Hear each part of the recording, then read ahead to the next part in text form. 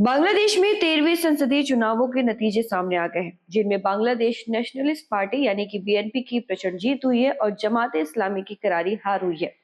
BNP की बड़ी जीत के बाद भारत के प्रधानमंत्री नरेंद्र मोदी ने तारिक रहमान को बधाई दी है और उनकी जीत पर गर्मजोशी दिखाई है। भारत के पीएम मोदी ने सोशल मीडिया एक्स पर साझा किए अपने संदेश में इस जीत को श्रेय तारिक रहमान को दिया है और बांग्लादेश की जनता का उनके नेतृत्व पर अटूट विश्वास जताया है। बांग्लादेश की अपदस्थ प्रधानमंत्री शेख हसीना की अब भंग हो चुकी अवामी लीग की अनुपस्थिति में इस चुनाव को बांग्लादेश राष्ट्रवादी पार्टी यानी कि बीएनपी और उसकी पूर्व सहयोगी जमाते इस्लामी के बीच सीधा मुकाबला माना जा रहा था, लेकिन इसमें बीएनपी की जीत हुई।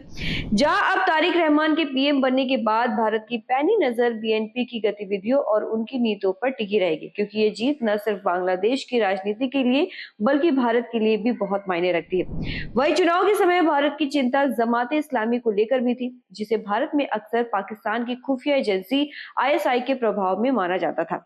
अब भारत को सबसे बड़ी राहत इस बात को लेकर है कि इस चुनाव में जमाते इस्लामी को करारी हार मिली है। भले ही ऐतिहासिक रूप से बीएनपी के साथ भारत के रिश्ते सहज नहीं रहे हैं, फिर भी मौजूदा परिदृश्य में भारत उसे लोकतांत्रिक विकल्प के तौर पे देख रहा है।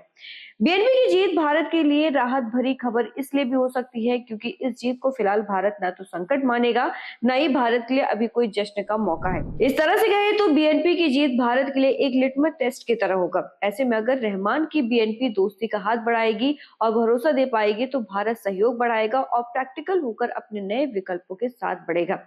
वहीं दूसरी ओर पाकिस्तान बांग्लादेश को दोस्ती का हवाला देते हुए सबसे अधिक भारत विरोधी विकल्प का समर्थन करता रहा है।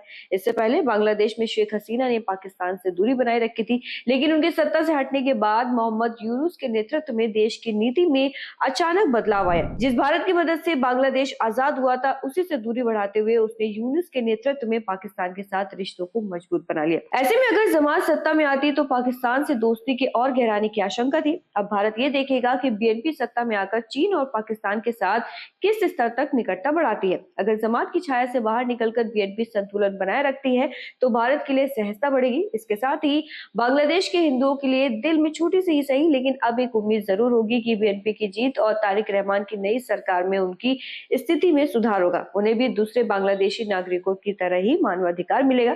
फिलहाल इसको लेकर आप क्या सोचते हैं, अपनी राय कमेंट सेक्शन में जरूर बताएं और ऐसी खबरों के लिए देखते रहिए न्यूज़ फैक्ट्री।